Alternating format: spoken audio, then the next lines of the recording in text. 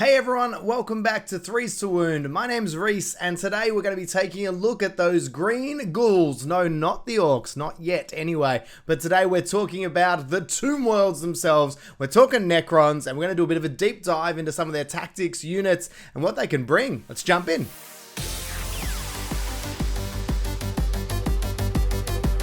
So the Necrons, or the Tomb Worlds, depending how you want to look at it, have been one of the teams I really like. I've always loved the lore. I've loved all the Terminator gags. They're resilient, they're merciless, and they're implacable. Implacable? I think that's the word they use in one of their strategies anyway. But it's true, they are. They're having finally played quite a few games against them. I now feel it's time to talk about them. So today we're going to have a look at all the unit types they can take. We'll do a few different little comparisons between what they can take versus what other teams can take. You know, I guess get a bit of a baseline of where their guys are at. We'll have a look at their strategic ploys, their tactical ploys, what equipment they can bring, and how I've seen them be run and how I like running them as well. And hopefully this will help you guys work out, is this the team for you? If you're already playing them, are you running them the right way, a different way? I definitely want to generate a little bit of conversation as well so we can make them the best they can be before, hopefully sooner or later, they get their next upgrade and they start to get a few more of those bespoke elements for them. They're definitely a fun team. I really think they're quite strong, actually. A lot of people probably, not happy about things like limited movement, but geez, in terms of actual sheer durability and punishing firepower, especially for a newer player, these guys are great. So one of the first things to look at if you are considering starting the Necrons or you've already got them, what are the fire teams you need to or can build for these guys? And they've got 4 different options. Number 1 is your basic Necron warriors. Now these guys are the bread and butter. You get 5 operatives in a fire team, and they have access to the archetype security. These guys are a great place to start. If you've got any Necrons or you wanted to get Necrons, getting 5 warriors on the table is a breeze to paint, which is really cool. Most of this team is, to be honest. If we're being fair, they're very easy to paint, and that's great. That for me, that's always a really huge bonus. You can buy a box, paint them up, on the table ready to go. So if we compare them to an intercessor, I guess, which I kind of use as a bit of a baseline of where Space Marines are. I know could look at Firstborn, considering Chaos, Space Marines, etc. But trying to think of units that are also taking 5 guys, I think these are a good place to look. The big differences you'll see there are 1 less circle movement, which does hurt a bit. There are strategies around it. We'll get there later. And the other thing, obviously, as well, is the APL. Your warriors have 2. Your intercessors obviously have 3. So they're 2 drawbacks. The Marines are a bit tougher here. I think Marines 13 wounds. Your Necron warrior is 9. But compared to most other, that's still 2 or 3 rounds of shooting to kill them, especially with some of the other special abilities the Necron warriors have. Obviously, a slight difference in the save there as well. Space Marines got the 3+ power armor. Your Necron warriors got 4+. 4+ is still pretty standard. I guess that's nearly more of a baseline of a save for, I guess, things like Eldar, and a lot of the other teams also have a 4+ save. It's 50-50, so it's not too bad. When we compare them to one of my favorite, the Humble Guardsmen, you can see things are a little bit more in favor of the Warriors here. Obviously, the Guardsmen get GA2, so they get to activate 2 each turn for each Warrior. The Guardsmen's obviously getting more in each fire team. But the other thing is, Guardsmen are faster, but your Necron Warriors have that survivability. They've got much better armor save, 4+ compared to a 5+, and their wounds are much higher. So they're going to find that their survivability is going to be a lot better. Now we need to have a quick look at what makes not just the Warriors, but all Necrons special. And it's one of these little sneaky special rules. It's called Living Metal, and in the ready operative step of every turning point, basically you get to, for free, add 2 wounds back to all of your Necron Warrior, in this example, anyway, Necron Warrior models, but that also applies to everyone else, so your Flayed ones, your Immortals, and your Death Marks. That's huge. In a game where not too many people have great healing strategies or having to take a set operative to heal or save your operatives, getting that for free and consistently, and knowing that you can bank on that as well. If you can get that operative to survive by a certain amount of wounds, you know that they'll take away the injured token next turn, things like that. Or that, yeah, they might take a bit of damage, but they can hold objectives even when their saves might let them down a little bit. And there's other synergies with some other back from the dead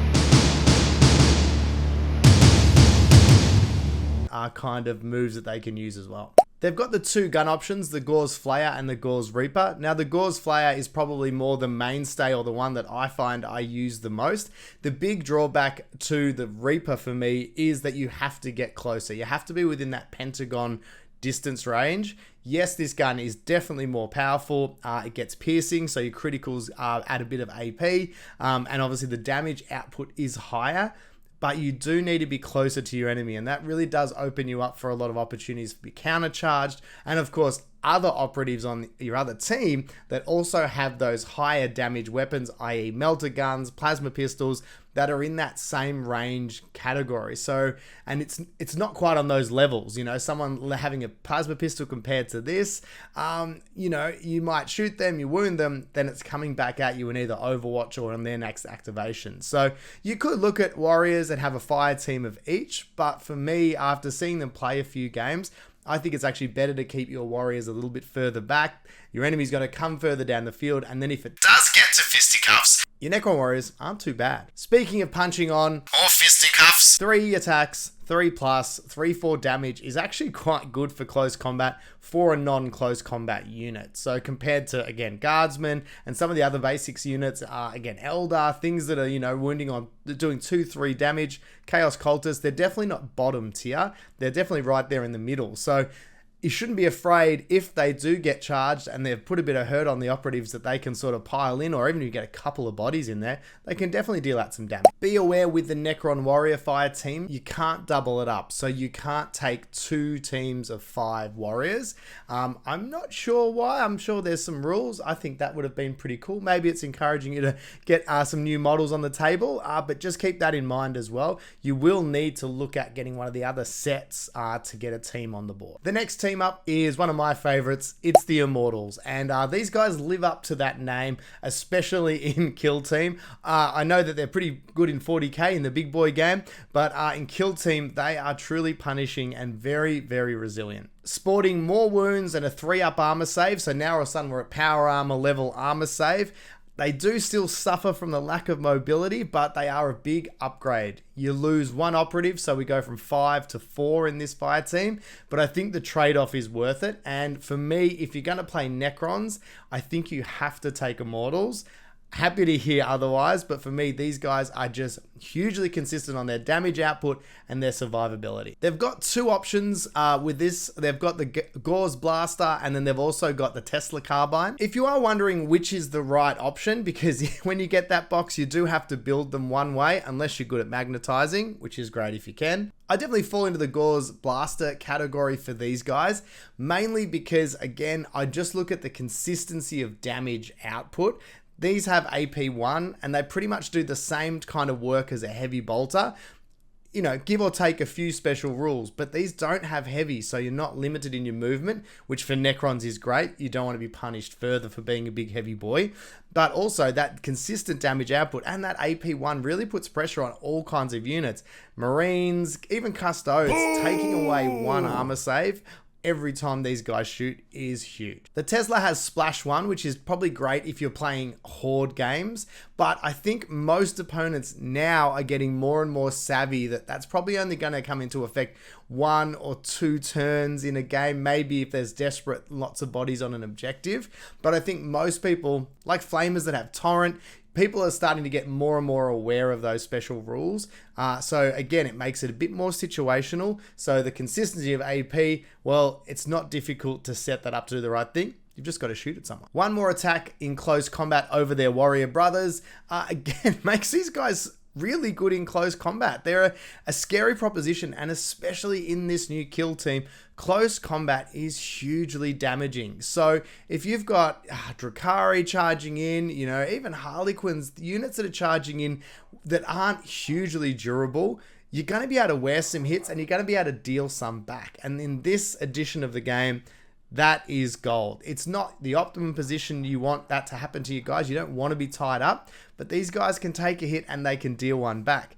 And when the combat's over, if you survived, you heal 2 wounds with living metal. So you are in a much better position. Most other units finish a combat. If they survive, they've lost those wounds. They're already damaged, already wounded. Your guys are going to keep healing up as the game continues. So that's pretty sweet. Taking the Immortals also opens up Seek and Destroy for you in the archetypes. They've got security as well, which you get with the Warriors, but Seek and Destroy is where the money's at, I think, for most Necron teams. If you were thinking consistently, or if you're new to the team, I think Seek and Destroy is going to be one of the easiest tac ops to get for your team consistently. They've got great ranged firepower, or great ability to hunt and kill certain units. So Seek and Destroy is definitely going to pay off. The Immortals are also the first team that have access to the leader. So this is one of the first fire teams that have that. Warriors, I said you can't take two of them, and they can't be a leader character. So the Immortals are the first team here that has a leader. The only upgrades here is it changes your hitting on 2s now, and you get 1 extra wound. So pretty standard across most leaders in most armies. Now for some of the most batshit spooky guys in all of 40k as far as I'm concerned. It's the skin wearing, Edward Scissorhands, long blade hands, flayed ones. I love these models. They scare the bejeebers out of me, but they are fantastic, and they're so characterful in this game that's already so full of big characters and scary units. I like these guys. I think there's a lot to like about them.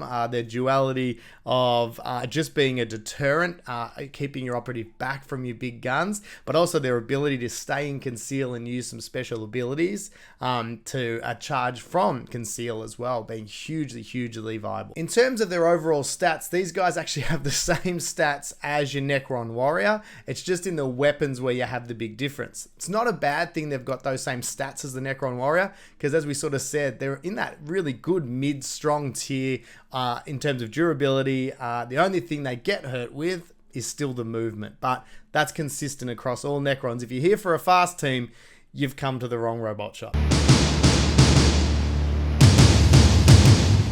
With the Flayer Claws, 5 attacks, hitting on 3s is really consistent. They've got rending as well on the criticals.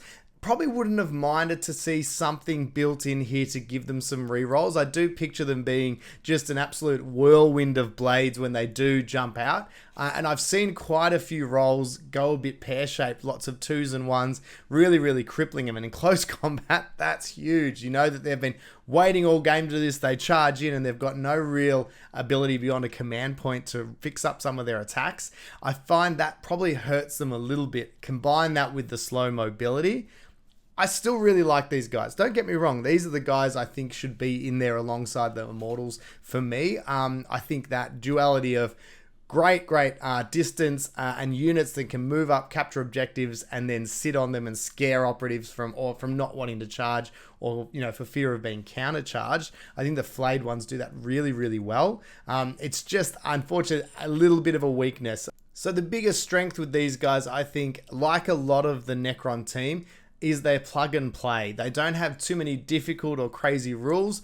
They're close combat killing machines, and they should be treated as such. Keep them in conceal, get them where they need to be, and then charge, give them a turn to, regen and go again. That's definitely the, modus operandi for these guys. These guys also, like the rest of the team, have access to security, but they also have infiltration, which can definitely suit these guys, as well as having the leader operative, if you choose it to be a flayed one, gets that hitting on 2s. So a little bit of a way to negate on at least one of the characters a bit of inconsistency if it does pop up. Hitting on 3s is still nothing to be sniffed at. Let's not too bad about it, but you will have those moments every now and then where there is a bit of a whiff and you'll cry a bit. Now the last fire team is the Death Marks. This is one I'm probably the most conflicted about, and I do definitely see a lot of people playing them, and I can understand why. The weapons they carry are really great. Synaptic Disintegrator. It's a great name, and it does disintegrate things. They're hugely accurate. These are your sniper characters for the Necrons,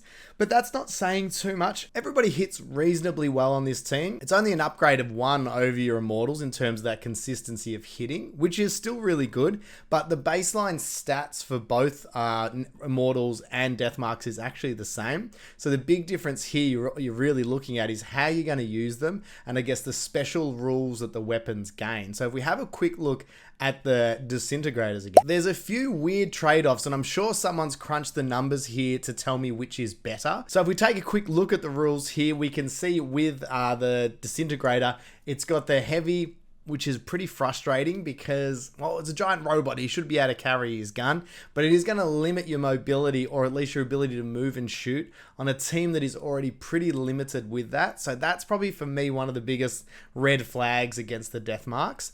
They've got AP1, which is great, same as the blasters you see on the Immortals as well. So same there. On a critical here, you're getting mortal wound 1. But if we look at the damage, it's 4-4. So your damage technically is 4-5, which is the same as your blaster. It just happens to be that extra one is a mortal wound. So true, they can't block it, which is great, but is it worth heavy? And that's my biggest drawback. That ability to hit slightly better, but then adding even more, slowing a team who's already really slowed down even more, to me is probably a bit of a bridge too far. They also get 1 less attack in close combat. Now, true, you shouldn't be getting these guys in close combat. If they are, things have gone wrong, your lines have been breached, but it's another thing that does work against them. They don't really have the maneuverability to move away from faster units, nor the speed, and they can't move and shoot to sort of stay out of that trouble. So this is another thing to keep in mind. They're going to struggle just that little bit more. It's not a huge amount, but it's a little bit more in close combat, but those things can add up. I might feel a little bit hypocritical saying the 2-up hitting in shooting isn't that great if you're only losing 1 attack, but I just feel, that defense and that trade-off and that lack of maneuverability for me is definitely a reason I'd probably be choosing the Immortals over the death marks. I'd love to hear your reasoning if you've got opposite of why that you go the other way. If you can sell it, I'd love to buy it. The death marks get seek and destroy and recon, and obviously they can take a leader operative as well. Main benefit being here, apart from the sneaky extra wound, because they're already hitting on a 2s, it can't get much better than that. They actually get balance, so they are re-rolling that inevitable one that will always rear its ugly head at a crucial moment. So that's all the fire teams. Overall, when you talk about tac ops for these guys, we see the one consistency, except for the Warriors, is seek and destroy. And I think I said it a bit earlier, I think that's the most consistent one for these guys to set up, to score consistently. It's great that as you add each of the extra teams, they kind of, add their extra one. Immortals are bringing security, you've got your death marks bringing recon, and your Flayed ones bringing infiltration. So that's great because they all lean into that kind of game style. But then when you are thinking about both fire teams, seek and destroy is probably going to be one of your best abilities, is killing things. They're Necrons, they're going to kill things, they're going to control the battlefield with fire. There's few teams, I think, that can match them for consistent firepower across the team, depending how you build it. One of the things I think that lets the Necrons down, and it is their strategic and their tactical ploys, even their equipment to a certain extent. Their warriors and units are naturally really durable. They're all very accurate. So I can understand why they don't have a whole, huge amount of extra bits and pieces to add. It probably would make them too powerful. But compared to other teams like your Drakari and some of the other teams out there, you will feel pretty limited. There may be only one tac or one strategic op that applies to one of your fire teams. So a bit like, when you use the Scouts or when you use the Chaos Cultists with Chaos Space Marines, it can feel a little bit lacking flavor because you can't call out those big consistent moves. There's no, malicious volleys that the whole team really benefits, or nothing at least that feels that powerful as far as I've noticed. So speaking of strategic ploys, let's dive in and have a look. The first one, Relentless Onslaught. Now this is a great one, reminds me a bit of Clear the Trenches. This is when you're using a little bit of danger close, when the enemy is getting right up in your grill. Enemies that within Pentagon, you can re-roll one of your attack dice against them. So it's a great way if you know you are playing a close combat army, or even if you are pushing up, it's about to get really serious around an objective. This is a great one to use, and it's actually pretty easy to use. There's not too many things apart from they must be this close, and it does this. It's not one of those very circumstantial ones. You'll definitely get to use this a bit. This is one of those ones talking about it's actually quite good, but it is very specific to one unit. In this case, the death marks. We're talking about dimensional concealment. So I guess this is really one that's best used at the start of the game. Set up your guys, and this allows you to change your operatives order. So it's a bit like the Genestealer Cult one, where it's great in the first turn, lets you change that order if you've made a mistake, or to get some great firepower down the field in the early turns. Implacable March, you will be using this 90% of the time on the first turn to get your guys moving. This basically gives you that extra circle of movement, so moving your guys a bit quicker, but still allowing you to move and shoot as well. So all of a sudden you feel like a real boy, a regular person on any other team that you can move those 3 circles. So this is a great one to use. I definitely recommend it. Be aware, it does get rid of dash. You can't use dash after it. It only lets you move, shoot, charge, and fight. So just don't be trying to get a sneaky dash on top of this one. Skulking Killers is very specific. Again, we're just talking for Flayed ones, but this is huge. It's a little disappointing because you do see whole teams like the Ork Kommandos who get this for free across their whole team. But basically, this lets you charge out of the conceal order. And for your guys, it's an absolute no-brainer. Obviously, probably not using it first turn, but second and third turn, this can be a little bit of a game changer, keeping your guys alive in good positions and that threat of either your enemy forgetting that they can do it or at least keeping your guys alive till they can get that charge off. I think this will be one you'll rest on pretty heavily when you take Flayed ones, because you should. Now to a huge amount of, well, 2 tactical ploys. They get 2. It's a bit of a bummer, but hey, it's fun, right? Reanimation protocols. So reanimation protocols is very, very thematic and fluffy for these guys. It lets you bring an operative back to life. So when that unit gets shot, you put a marker down, that's where they died. You spend that 1 CP. Then in the ready operative step, you get to roll a dice. On a 3+, that unit comes back to life. This is one part where the warriors look even more appealing. For them, it's on a 2+. So it's pretty cool. They're coming back very, very consistently, and maybe another reason you might want to, in some circumstances, include them instead of some of the other choices. They come back with D3 wounds, so up to 3, could be as low as 1. But the best part is after that, then they get living metal and they get to add another 2. So for some operatives, that means they're coming back with up to 5 wounds when they come back. So it's not bad, and that's for most of the units above being damaged as well. So yes, there's a little bit of a luck on that D3 bringing them back. You might just feel lucky enough to have the unit there.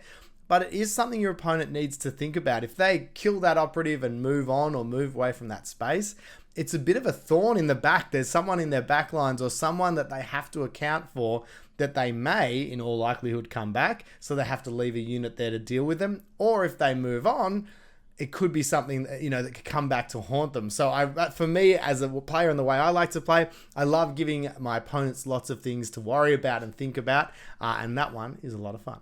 Living Lightning, again, very specific. It's just for Immortals, and it's just for them carrying the Tesla carbines.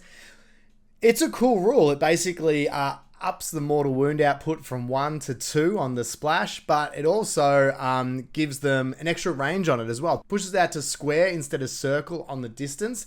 This is great, but I still don't know if it's enough. Like one ability that costs a command point to be able to give you a bit of a higher mortal wound output. At the start of the game, it could be really, really devastating used correctly, but then is the trade-off worth it for the rest of the game?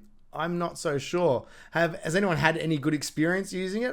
Make sure you check your comments below. If I'm wrong, happy to fact check it on that. But it does again seem situational. And for me, with my tactical and strategic ploys, I'm about being consistent and helping your team, not just 1 or 2, 3 operatives or 1 fire team. It's got to be for the team. Now it's time for equipment. So we've got a few options here. And the first one, well, it's a fancy name for something that kind of everyone gets. It's the Devourer Nano Scarabs, and it sounds amazing, but it's okay. It's effectively their version of a grenade. It's got indirect, it's actually got lethal 5+, which does make it very interesting. Pretty consistent damage, but it's that indirect that really what you're using it for. This could be a great one to add to a Flayed 1 or 2, maybe chuck it on your leader, an extra little bit of a surprise for any operatives that get too close, expecting a charge. It could be, a good way to be a little sneaky some, give them some strife, or even on some warriors as well, to make them a little bit more dangerous as they move up the board, which hopefully with your warriors, that's what you'll be doing. Why do some of the names do this? Sempiternal Weave? Sempiternal Weave. Sure. It sounds great. But this one is for your Immortals and your Death Marks. This is a 2-up save, so not a bad one for any of your, your leader operatives, or just keeping someone alive if you're wanting to put them on a vantage point where they might be a bit exposed. Can definitely keep them up there for a little bit longer. Starfire Cores. Now for me, this is the money for these guys. Especially, as I said, if you're taking lots of your Immortals, it's 8 points to equip your whole team with them, but it's really, really worth it. Basically, every critical turns a miss into a hit, and that can really help boost that 3+, nearly make it feel a bit more like a 2+ in terms of the amount of missing you're going to be doing, which is not much. These are really, really good. You don't have to do it for your whole team. For me, though, I guess again, consistency of damage, and rules that are easy to remember. I'm all about making a game that can have a lot of rules, bring them down a little bit and make it easier to remember. If all of your Immortals have a one blanket rule and you don't have to have one marked with a token or whatever, I take that as a win. This is really consistent for me, and I like it. Tesla Weave. This is a sneaky one. I like this. If you're playing, against lots of close combat teams, a great way to potentially deal out mortal wounds. Does feel a little bit swingy, only being on a 5+, but that doesn't mean it's bad. I just think it's swingy. It could be potentially great, or a little bit of a waste. Cool to keep maybe off your Death Marks, your Immortals, something like that, but pretty expensive as a maybe might be used once or twice per battle. Mind Shackle Scarabs is another one. I love this in theory, but again, when I talk about consistency and being able to have something work effectively, this one's a little bit too situational for me to want to take it too often. Anytime there's an enemy operative within blue of the unit who has it, roll a dice. If you're higher than that unit's APL, so it's only a 2 in most cases, 3 on your Marines, even you Custodes now. So that should be pretty achievable against most units. Basically, you reduce one of their APL. The one that's cool, if you double it, so most units are 4+, you basically get to control that unit for a little bit. So you take over them for one activation. And that activation has to be, well, immediately. So it's not really next activation. It's immediately, but it's still really cool. Imagine taking over Melter Gun at exactly the right time and having him melt your teammates or something like that. It could be really cool, but again, I look for consistency and ease of use. Seems like a lot of rules to get this one to go off. Funny if it does though. Lastly is the Hyperphase Blade. So this basically adds lethal 5+ to your close combat on the unit you equip with. 2 equipment points, so it's not too bad. It's a great one. I will usually chuck this sneakily on one of my guys. A lot of time my leader character in my Immortals or something like that. So that way I've got lots of Starfire Cores and a sneaky bit of extra close combat punch if I need it. For 2 points, it's fine. It's really easy to remember, and it does what it says it does. So that's what we've got in the compendium. Most of you can read, so you've probably already know some of that. That's me just adding my thoughts to it as well. Tactically, my pick is to always go Immortals and Flayed ones. If you're not feeling the Flayed ones, or you're worried that you're not really wanting to engage close combat, or you do find it a bit punishing in this edition, which it is, I'd be dropping them to take the extra bodies for the warriors. It's going to make you hugely durable. You're going to put out a high rate of really, really consistent firepower, and the abilities that you've got, Living Metal, Resurrection Protocols, Starfire Cores, all those things will be very useful on a team like that. If I look at these guys where they are, I find them a really, really great starter team. No frills, sort of mid-tier. You can have some really, really fun games with them because they're just so hard to kill, and you get to deal out so much damage. You don't have to remember a whole bunch of extra stuff, but they've got those thematic things where they can come back from the dead. Those cool, bits and pieces that make them fun. Without being too much of a head scratcher. So if you are new to the game, or you're a seasoned campaigner just jumping back into it, these are a great place to start. The models are easy to clean, if they need a bubble bath. The models are easy to paint. They're easy to get on the board quickly. They're easy to, pick your attack ops. Just take Seek and Destroy, take 2 fire teams of, Immortals and Flayed ones, and you're going to have a good game and you're going to be competitive. On any day, I think that team in the hands of a capable player can beat most other teams. I'm sure there'll be people that disagree, will say that these guys are quite bottom tier, but it depends on your scene. I'm not talking competitive, I'm talking amongst friends, amongst your local gaming community. I think you can be ultra competitive with these guys and always have a good game. I don't think you'll be kicking yourself for forgetting rules or having, a mental overload halfway through the game, i.e., Genestealer Colts, Drakari, some of those teams that have a lot of operatives with a lot of things to remember. So that's my 2 cents worth. I hope you guys enjoyed this video. Thank you so much. Got a whole bunch of comments and responses to my last video, which was just all about what you want to see more of. Number one, this was it. We wanted to see some faction focuses and deep dives. The other thing a lot of people wanted to see was more a bit of an in-depth look at the tactical side of things. So more what's going through people's brains in different tactical situations, in different games, even breaking down how to approach some of the different, the missions from the different books, Chelnath, Octarius. So there will be some videos coming up. I've set up a couple of shoots to do these where I will do some sort of, step-by-step breakdown. So not a full video battle report per se. I think a lot of people are out there doing that really, really well, and I don't want to steal their thunder, because they're doing it better. But basically what I want to do is basically show you what my thought process is in different games and situations. This can hopefully help you if you're a new player or new to the game to get your head around the things to consider, things to think about. But also if you're a more experienced player, I'd love to hear your thoughts on how we go about situations and how we can approach them differently. So just starting conversations around that. As always, thank you so much if you made it all the way to the end of the video. You are much appreciated. You are much loved. All right. I'll have another video for you next Friday. That's the new schedule. That's what we're sticking to in this new year, or at least we're trying to do our very best. It was exciting to get 2 videos done for you guys this week. Let's not get too used to that. There are other things to do, but I'm really enjoying it. We'll have another video coming out very soon. I'm looking at doing some Chaos Space Marines, some Drakari, Tyranids. So there'll be a lot more of these sort of faction-focused deep dives. So if they're your teams, or you know someone who is wanting to play those teams, looking at it, let them know that that stuff is on the way very soon. If you can share this video as well, subscribe, like, all that stuff. You guys have blown me away with the support you've given me so far, and I love the positivity of this community. So please, let's share, care, and I'll keep this up for as long as I can, guys. Thank you.